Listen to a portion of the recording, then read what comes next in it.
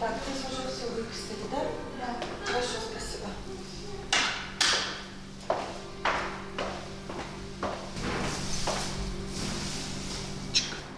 Да, я понимал, что я себе, как говорится, назад дорогу отрезал, да.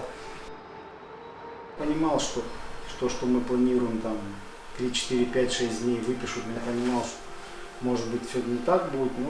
Ничего не предвещало, 3 недели человека обследовали. Уже пошел второй месяц моих приключений по всем больницам. Потом вот что-то произошло, что наш организм дал сбой. 5-го ковид поставили, 25-го меня только выписали. Победа нас как докторов и победа Александра как пациента.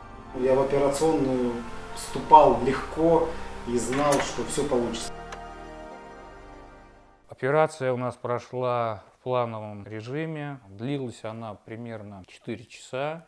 Работала большая бригада, 4 человека, чтобы весь этот процесс ускорить и предотвратить осложнения в послеоперационном периоде, чтобы уменьшить время наркоза и кровопотери.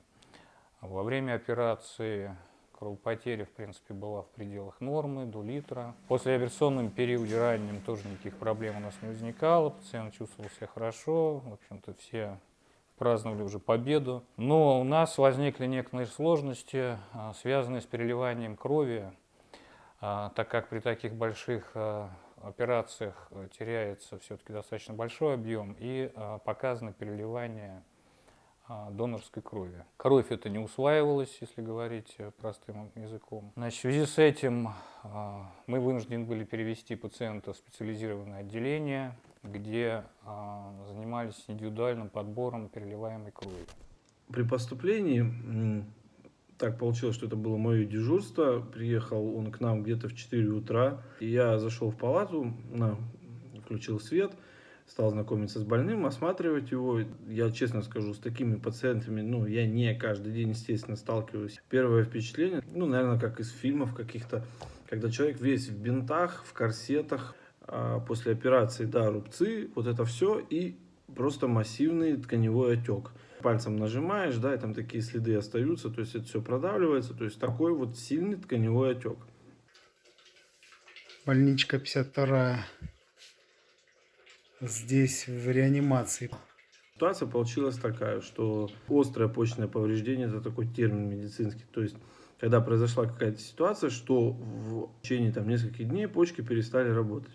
Второй момент – это двухсторонняя полисегментарная вирусная пневмония в рамках новой коронавирусной инфекции. То есть, ситуация, мягко говоря, так себе. Там есть всякие мемы, что там доктора вытаскивают человека, да, смерть за ним с косой идет, вот это вот все, это кажется как-то, наверное, смешно и напыщенно, но вот именно в этой ситуации, да, то есть такая игра была, то есть на грани фола.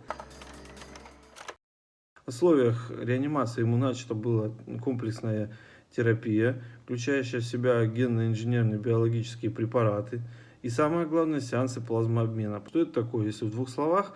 Через сосудистый доступ, в случае Александра, это центральный венозный катетер. Специальный аппарат, забирается кровь. Там происходит в этом аппарате форменные элементы крови, то есть это тромбоциты, лейкоциты, эритроциты, возвращаются назад в кровяное русло, а плазма, в которой растворены токсины, провоспалительные цитокины, антитела, это все забирается, эта плазма, грубо говоря, сливается в канализацию, а вместо нее возвращается плазма доноров здоровых, то есть плазма людей, которые здоровы. Ему было выполнено таких 3 плазмообмена. Суммарно было заменено 6 литров плазмы. Доноры, грубо говоря, спасли его жизнь. Это к вопросу о донорстве. Вот, я такую небольшую рекламу внесу. Сегодня сняли у меня катетер уже здесь. Доктор, конечно, сказал, что, не знаю, повезло, не то, что 1 из миллиона почки заработали. Это отек вот тут сходит с меня. Сейчас покажу график, как у меня почки работали. Вот, это вот, как вес менялся за последние только 10 дней. Я извиняюсь, конечно, что такая ведуха у меня, но вы тоже должны, ребят, понимать, что я 2 раза в день меня переодевали, и такой отек был сумасшедший. Вчера практически все швы уже сняли, зажили. Динамика, ну, на самом деле, просто отлично. Это победа нас как докторов и победа Александра как пациента. Отеки у него полностью регрессировали. Потеря в весе составила порядка 25 килограмм. То есть все вот отеки, грудь, живот, руки, ноги, то есть почки начали работать, вся лишняя вода, естественно, с организма ушла. 81 мой килограммчик. Видно уже насколько спал. Отек. Уже не держит этот костюмчик, уже практически все, швы абсолютно нигде не кровоточат, не сочатся. Ну, сегодня воскресенье 22-е, со следующей недели я уже очень надеюсь, уже пошел второй месяц моих приключений по всем больницам. Очень благодарен больнице Боткинской, в которой меня по факту, наверное, первый раз спасли. И второй раз вот с ковидом попал я до 5 числа сюда, в 52-ю больницу. С ковидом и с неработающими почками, мне их тоже здесь запустили. Когда нам нужно было определяться, а вся эта терапия направлена на борьбу, на подавление, то, что сделал коронавирус, на подавление всех вот этих иммунных процессов, которые, то есть, грубо говоря, иммунитет, он встал на дыбы, да, в организме, и он творил непонятно что. И нам нужно было его затормозить, но ровно настолько, чтобы у него оставалась достаточная функция, чтобы он не стал тождественным нулю, но, тем не менее, остановить все проявления, то, что творилось в организме, то есть легкие, почки там, и так далее, да. И у нас это получилось, самое главное. И я еще раз повторюсь, что Александр нам в этом очень здорово помогал.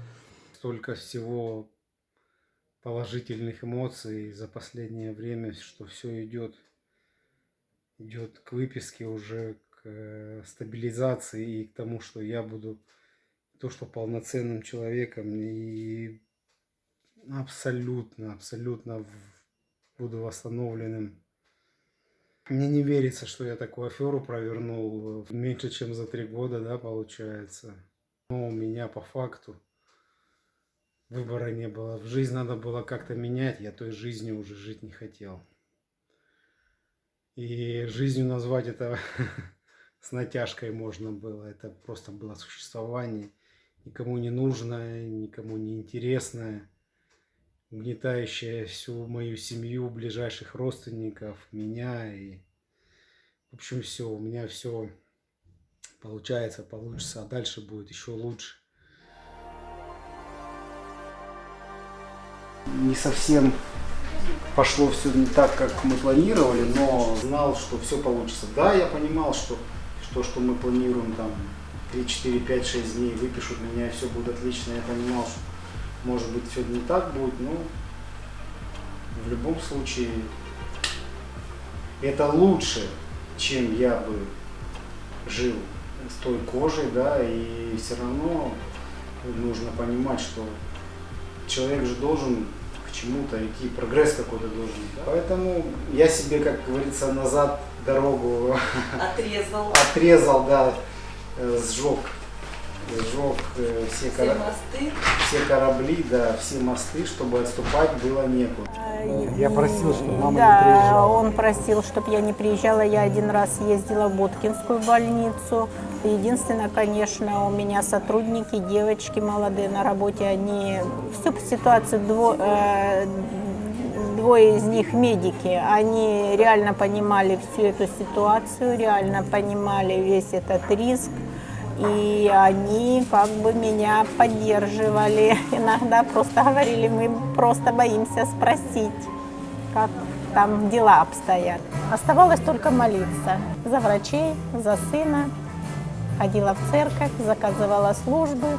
Никто это не мог уже ничего сделать. Только он сам и, наверное, с помощью врачей. Мы бесконечно за вас переживали, мы бесконечно полюбили вас все, просто от первого до последнего сотрудника клиники. Это правда.